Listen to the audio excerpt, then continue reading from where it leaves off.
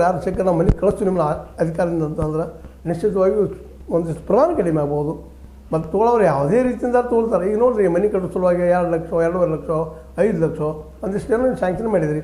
ಯಾವುದೇ ಪುರಸಭೆ ಹೋಗಿರಿ, ಯಾವುದೇ ಪಟ್ಟಣ ಪಂಚಾಯತ್ ಹೋಗಿರಿ, ಎಲ್ಲೂ ಹೋಗಿ ನೀವು 10-20 ಸಾವಿರದ ಗ್ರ್ಯಾಂಡ್ ಆಗಿದ್ದು ಯಾವೂ ಇಲ್ಲ. ಪಾಪ ಕೊಟ್ಟಿರ್ತಾರೆ. ಆ ದುಡ್ಡು ಬರೋದ್ರಾಗ ಅವ್ರು ಗ್ರ್ಯಾಂಡೇ ಮಾಡಿ ಕೊಡೋದಿಲ್ಲ ಅದನ್ನು. ಹಂಗೆ ಮುಂದೆ ಹೋಗ್ತಾರೆ. ನಾಳೆ ಬಾ ನಾಡೋದು ಬಾ ಮನೆಗೆ ಬಾ ಮಸಿ ಕೊಡೋದು, ಗಾನಕ್ಕೆ ಬಾ ಗಸಿ ಕೊಡಿದ್ರು ಅನ್ನೋಂಥ ಅಧಿಕಾರಿಗಳಿದ್ದಾರೆ. ಅಲ್ಲಿದ್ರಾಗ ಅದು ಪಾಸ ಮಾಡುವಂಗಿಲ್ಲ. ಇಲ್ಲಿ ಕೂತು ಬಿಡೋದು ಅದನ್ನು ಮುಂದೆ ಹಾಕೋದು ಹೋಗೋದು ಕಡೆಗೆ ಬ್ಯಾಸತ್ತ ನೀ ಏನು ತೊಳಪ್ಪ ನಮ್ಮ ಬಿಗಿ ಮುರಿಸೋ ಅನ್ನುವಂಥ ಮುಗಿಸ್ಬಿಡತ್ತ ನಾವು ಮುಗಿಸ್ಕೊಂಡು ಬಿಡ್ತೀವಿ ಅಂತೇಳಿ ಪಾಪ ಕೊಟ್ಟು ಹೋಗಿದ್ದಾರೆ. ಯಾವುದೇ ಒಂದು ಮನೆಯಲ್ಲಿ ಇವಾಗ ಸ್ಯಾಂಕ್ಷನ್ ಮಾಡಿದ್ರು ಅಲ್ಲಿ ಆ ಮನೆಗೆ ಸ್ಯಾಂಕ್ಷನ್ ಮಾಡಲ್ಲ.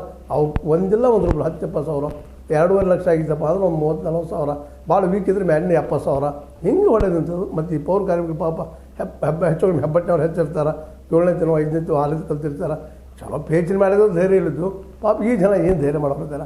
ಯಾರು ಮುಂದೆ ಹೇಳಿದ್ರು ಸಹಿತ ಗಪ್ಚಪ್ ಹೋಗಿ ಕೊಟ್ಟು ಯಪ್ಪ ನಂದು ಆದ ಸಾಕಪ್ಪ, ಒಂದು ನನ್ನ ಲೈಫ್ ಚಲೋ ಆಗ್ತದೆ, ನನ್ನ ಮಕ್ಕಳ ಜೀವ ಚೆನ್ನಾಗಿ ಆಗ್ತದೆ, ನಾಳೆ ಬದುಕು ಚೆಂದ ಆಗ್ತದೆ ಅಂತ ತಿಳ್ಕೊಂಡು ಹೋಗಿ ಕೊಟ್ಟು ಬರೋ ಜನ ಭಾಳ ಇದ್ದಾರೆ.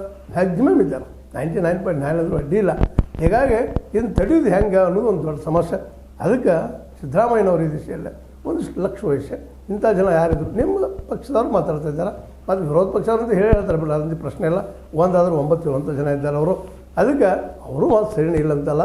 ಮತ್ತು ಪ್ರೆಷರ್ ಅಷ್ಟು ಮಾಡಿದಾಗ ಅಟ್ಲೀಸ್ಟ್ ಒಂದು ಸ್ವಲ್ಪ ಪ್ರಮಾಣ ಕಡಿಮೆ ಆಗ್ತದೆ. ನಮ್ಮ ಬಗ್ಗೆ ಒಟ್ಟಿನಲ್ಲಿ ಪೌರ ಕಾರ್ಮಿಕರ ಸೇವೆ ಕಾಯಂಗೊಳಿಸ್ಬೇಕಾದ್ರೆ ಲಂಚ ತೊಗೊಳ್ಳೋಗಿಲ್ಲ ಅನ್ನುವಂಗೆ ಏನಾದರೂ ರಿಸ್ಟ್ರಿಕ್ಷನ್ ಹಾಕಿ ಸಿಕ್ಕವ್ರನ್ನ ಒಂದಿಬ್ಬರು ಮನೆಗೆ ಕಳಿಸಿದ್ರು ಅಂತಂದ್ರೆ ನಿಶ್ಚಿತವಾಗಿಯೂ ಅಲ್ಲಿ ಒಂದು ಸ್ವಲ್ಪ ಲಂಚದ ಪ್ರಮಾಣ ಕಡಿಮೆ ಆಗ್ತದೆ ಅಥವಾ ಇಲ್ಲಂಗೆ ಆಗ್ಬೋದು. ಏನೋ ಆಗಲಿ ಪೌರ ಕಾರ್ಮಿಕರ ಸಲುವಾಗಿ ಒಂದು ತೆಗೆದುಕೊಂಡಂಥ ನಿರ್ಣಯ ಐತಿಹಾಸಿಕವಾದದ್ದು.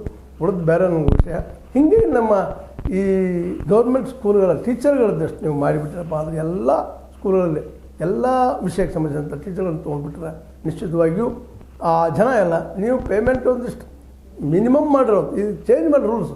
ಯಾಕಂದ್ರೆ ಈಗಾಗಲೇ 50,000 70,000 80,000 ಪೇಮೆಂಟ್ ಇದ್ದಂಥ ಟೀಚರ್ಗಳು ಇದ್ದಾರೆ. ಅವ್ರನ್ನ ಬಿಡ್ರಿ, ಹೊಸದಾಗಿ ಹೊಸ ರೂಲ್ಸ್ ಮಾಡಿ ಎಲ್ಲರಿಗೂ ಒಂದಿಷ್ಟು 20-25 ಸಾವಿರ ಪೇಮೆಂಟ್ ಹೋಗಿ ಮಾಡಿಬಿಟ್ರಪ್ಪ ಅಂದ್ರೆ ನಮ್ಮ ಎಜುಕೇಷನ್ ಸಿಸ್ಟಮ್ ಚೇಂಜ್ ಆಗ್ತದೆ. ಎಲ್ಲರೂ ಸರಿಯಾಗಿ ಕಲಿತಾರೆ ಮಕ್ಕಳು. ಮತ್ತು ನಿಜವಾಗಿಯೂ ನೀವು ನಮ್ಮ ನಾಡಿಗೆ ದೊಡ್ಡ ಒಂದು ಬೇಸಿಕ್ ಹಾಕಿಕೊಟ್ಟಂಗೆ ಆಗ್ತದೆ ಅಂತ ಹೇಳ್ತಾ ಇದು ನಿಮ್ಗೆ ಲೈಕ್ ಆಗಿರ್ಬೋದು, ಲೈಕ್ ಆಗದೇ ಇರ್ಬೋದು. ಲೈಕ್ ಮಾಡಿ ಶೇರ್ ಮಾಡಿರಿ.